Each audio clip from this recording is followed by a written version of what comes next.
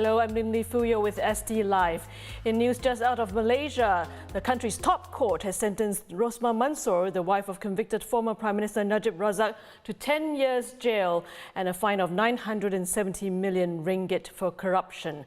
The 70-year-old is found guilty of 3 counts of bribery in relation to a 1.25 billion ringgit solar energy project. The sentence came just days after her husband was jailed for corruption and a failed bid to disqualify prosecutor Datuk Seri Gopal Sri Ram from leading the corruption case. Let's go live to Straits Times' Malaysia correspondent Ram Anand in Kuala Lumpur. Ram, the High Court Judge Muhammad Zaini Mazlan has just delivered his sentence. What can you tell us? So he has sentenced the wife of the ex-PM, Najib Razak, Rosmah Mansor, to 10 years imprisonment, 10 years for each of the 3 bribery charges to run concurrently, and also fined her to the tune of 970 million ringgit. But the sentence is currently suspended pending appeal, so she will still be out on bail. So it is a pretty hefty fine. It's been a long day of arguments back and forth by the defense and the prosecution. So yeah, it is the kind of fine that is probably unheard of in the criminal justice system. So how did Rosmah react to the verdict? Share with us what you saw. She was in tears, actually. She gave a statement from the dock after she was pronounced guilty.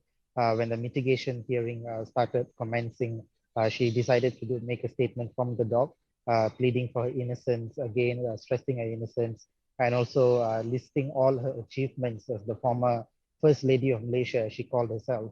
And she was crying, relating to what her husband has gone through, because the family maintains that it is political prosecution, that they are wrongly convicted. So seeing her husband go into jail last week, and now that she is now being convicted of corruption itself, she has narrated to the court that she is now the sort of like the man of the family, and the court has to take into consideration that she is sort of like the leader of the family, and she has to care for her kids and all of that. Yeah. There was a last-minute application to recuse Judge Muhammad Zaini on the grounds of an alleged leak of judgment documents. Is that right? Yes. So what actually happened was around last week, a blog run by the fugitive blogger Raja Petra Kamarudin actually leaked 2 documents that it claimed to be the judgment that was prepared for to be delivered today. But turns out it's actually not the judgment. It's actually a paper, an opinion paper prepared by research officers at the KL High Court. The judge himself, in dismissing the application, has said that he has actually not read the opinion paper.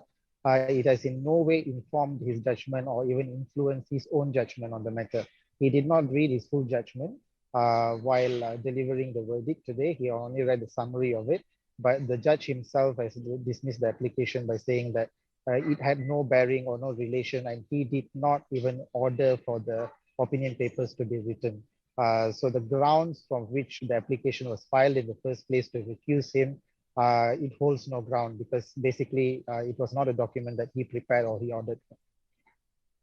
What's next for Rosmah? Are we expecting her to appeal in the coming days? Yes, she will file a notice of appeal. Her lawyers have indicated they will file an appeal with the Court of Appeal. So I think they will be appealing on 2 grounds. One, they intend to appeal on the failed recusal application itself. That's one thing. That's one of the biggest points of contention right now. And they will, of course, appeal on the main conviction itself, because she maintains that the bribery solicited was actually all given to her former aide Rizal Mansor, who actually turned out to be one of the prosecution's star witness in this particular case. So she has maintained that Rizal Mansor is the one who took the bribes and has turned on her to save his own skin. So we expect the appeal to be filed within the next month, and the case will go to Court of Appeal, and possibly even after that to the federal court, where a final appeal can be lodged. So that will probably take another year or 2 in process. All right, thank you very much for that update, Ram.